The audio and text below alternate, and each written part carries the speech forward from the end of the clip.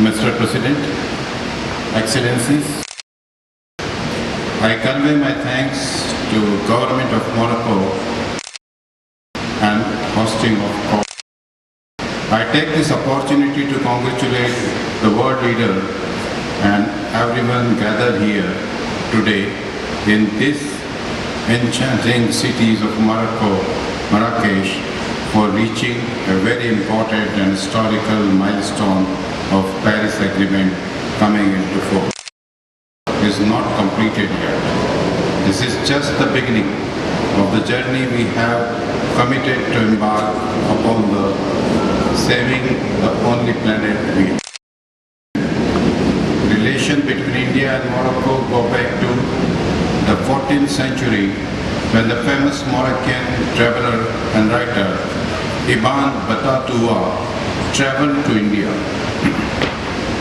Over the year, we have always enjoyed cordial relations with significant growth in our bilateral relation. I assure you of our continued support from the making Marrakesh a COP that enhance our determination and move us towards the real outcome of the.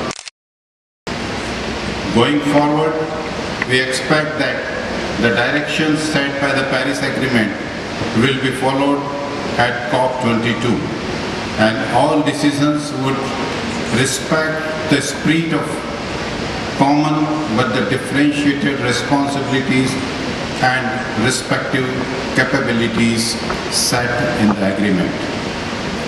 While talking final decision, we need to ensure that NDCs are nationally determined, country-driven and comprehensive so as they include all pillars of action including adoption, mitigation and means of implementation.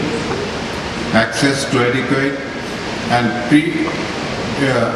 predictable climate finance, especially from the funds under the Convention in both the pre-2020 and post-2020 period remains as overriding concerns for developed countries. Mr. President, despite our serious resource constraint and development priorities, India is undertaking ambitious adoption and mitigation actions by increasing energy efficiency across sections and making greater use of renewable water and under the able leadership of our Honorable Prime Minister, Shri Narendra Modi. India has already achieved about the 45 gigawatt of grid connected to the renewable energy capacity, about 10-fold increase in over decades. Our airports are using a towards becoming a carbon neutral. We are working on the greening of Indian extensive railway routes and highways. For all this, we are domestic funds through the various schemes, including the sales of $6 per ton of the coal. We have set up a national adoption fund to help the state implementation their action plans, a citizen-centric scheme named Pradhan Mantri Ujjwala Yojana, and the launch of provides a free clean cooking gas connections to the women below poverty line. Another scheme called the Ujjwala supports commercial adoptions of the energy efficient LED bulbs. Mr. President, we have already initiated this process to develop implementation plan for our NDCs in post-2020 period, and we are confident that we will be able to achieve our goals. However, Mr. President, I am on the view that it is absolutely critical, necessary that the equal focus is given to the pre-2020 action by the adopted countries under the Kyoto Protocol, and they provide effective finance, technology transfer, capacity building supports to developing countries.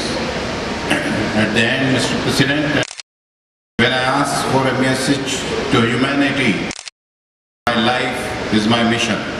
Hence, the life of Mahatma Gandhi a life of simple living, based on a minimum requirement, is a role model for us. Significant reports shows that increasing human demand on the Earth ecosystem will exceed its carrying capacity by about 75% by 2020.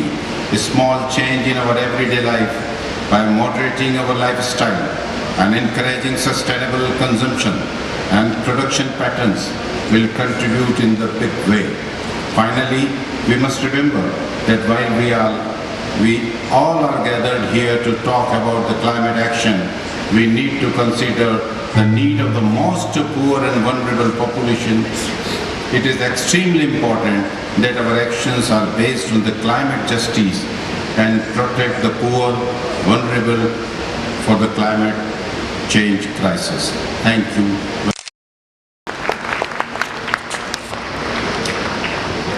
Excellencies, it is my pleasure to welcome His Excellency Mr. Sydney